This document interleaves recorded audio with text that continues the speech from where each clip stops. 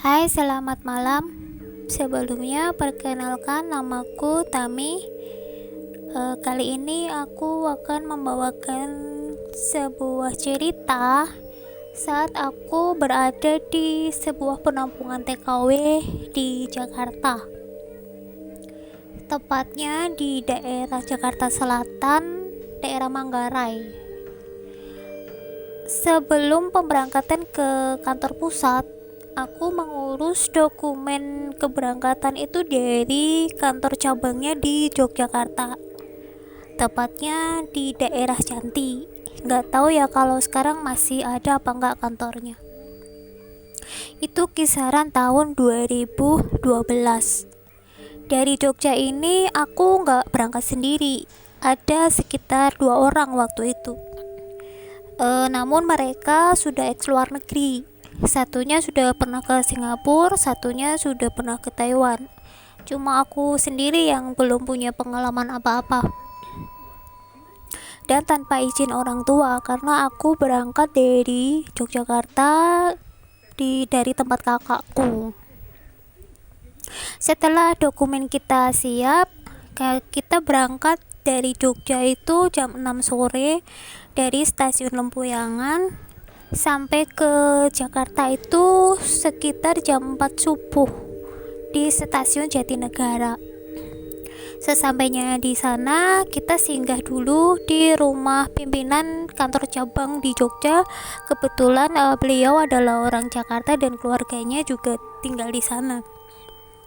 Sekedar kita beberes, bersih-bersih, mandi, sarapan, dan sekitar jam 8 pagi kita berangkat ke kantor pusatnya.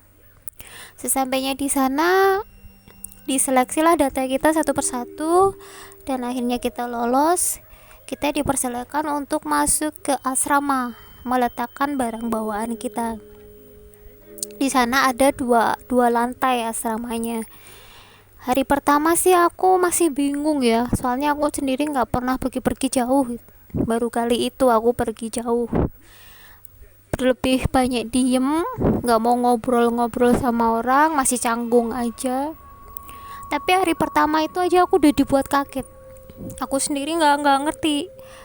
Di hari pertama rasanya udah nggak enak aja gitu.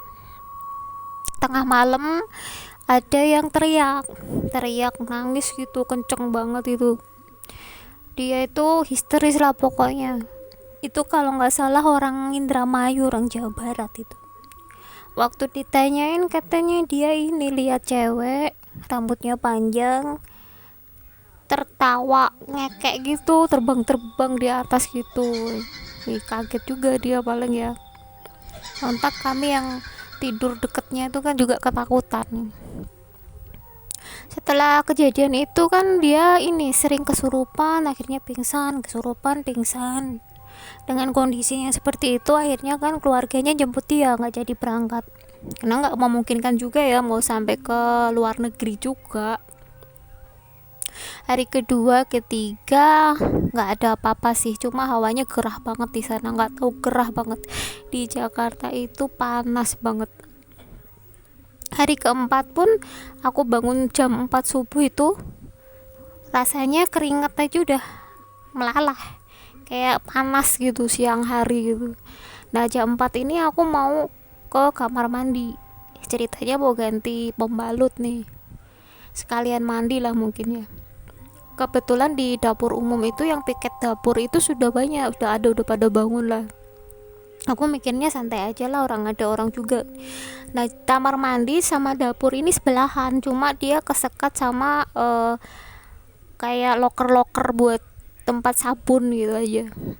Nah kamar mandinya itu pun ada 6 sekat berjejer juga. Aku masuklah di kamar mandi yang pertama. Nah di situ kok denger suara cewek nyanyi gitu, kayak senandung gitu. Tapi aku ya biarin aja, mikirnya mungkin orang yang piket dapur lagi kamar mandi. Padahal nggak ada sama sekali yang hilir mudik ke sana, cuma 1-2 udah balik lagi. Itu nyanyi santai banget di kamar mandi paling pojok. aku cepet-cepet lah selesain, akhirnya nggak mandi aja, cuma ganti pembalut aja. Nah setelah keluar dari kamar mandi, aku lihat tuh mbak-mbak di pojokan, rambutnya panjang, dia nunduk gitu, diem aja di pojokan. Aku tanyalah, aku mikirnya juga orang yang lagi pikir dapur apa orang situ aja, kurang tahu ya. Aku tanya, mbak ngapain di situ?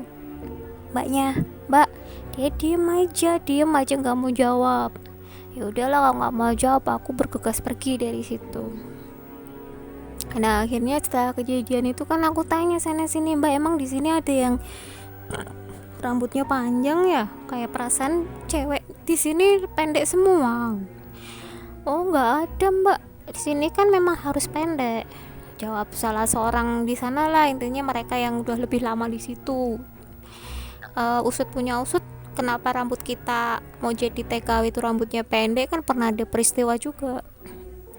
Tapi ini cuma dari mulut ke mulut, nggak tahu cerita sebenarnya sih, tapi memang ceritanya gitu, asal muasalnya gitu. Ada cewek kayak TKW juga, tapi dia nggak berangkat sampai hampir 1 tahun itu. Nggak tahu karena apa dia nggak dapet job dari agensinya di luar negeri sana gitu. Ya mungkin kayak ngerasa putus asa, udah habis biaya banyak, kok nggak segera berangkat kayak temen-temennya kan, dia kayak frustasi gitu kan. Katanya dia gantung diri pakai rambut panjangnya itu nggak tahu orang daerah Jawa sih, kurang tahu Jawa mana ya. Makanya setelah kejadian itu setiap tenaga kerja wanita harus dipendekin rambutnya. Nah, setelah kejadian itu kan kita udah aku biasalah jalanin hari-hari, udah nggak terpikir lagi. Nah, akhirnya di 2 minggu aku di Jakarta itu, akhirnya aku dipindah ke daerah Bogor, di daerah Cijeruk. Itu juga BLK juga, untuk training juga. Tepatnya di daerah Cijeruk dekat Gunung Putri. Daerahnya sejuk kayak di puncak gitu. Penampungannya juga sepi, jauh dari pemukiman. Nah di sana itu cuma ada berapa puluh orang, nggak sampai 100 lah, nggak sampai 100 orang itu. Di sana juga katanya banyak hal-hal mistisnya juga, makanya banyak yang kabur dari sana.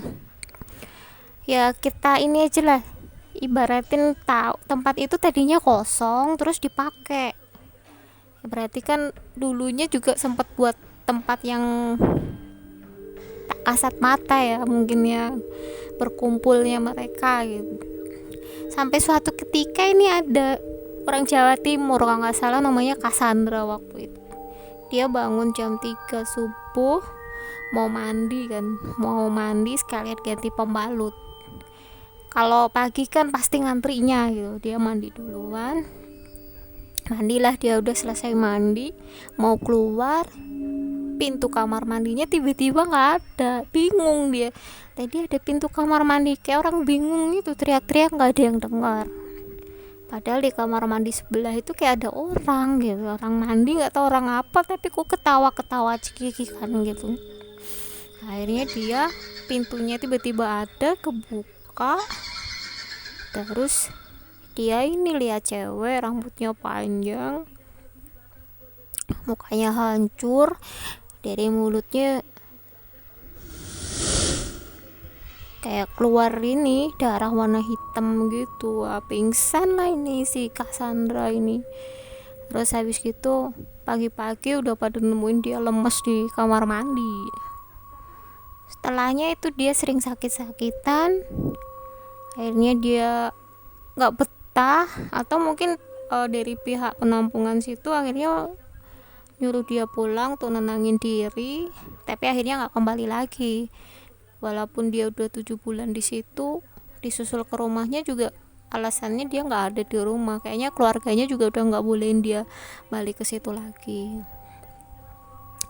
Ya itulah kisahku di penampungan. Tapi akhirnya aku juga nggak jadi berangkat ke luar negerinya kok, karena ya mungkin tanpa izin orang tua, juga nggak ada restu dari orang tua, memang akhirnya nggak jadi berangkat juga. Aku akhirnya kembali ke Jogja lagi, dan akhirnya balik ke Lampung karena saya berasal dari Lampung.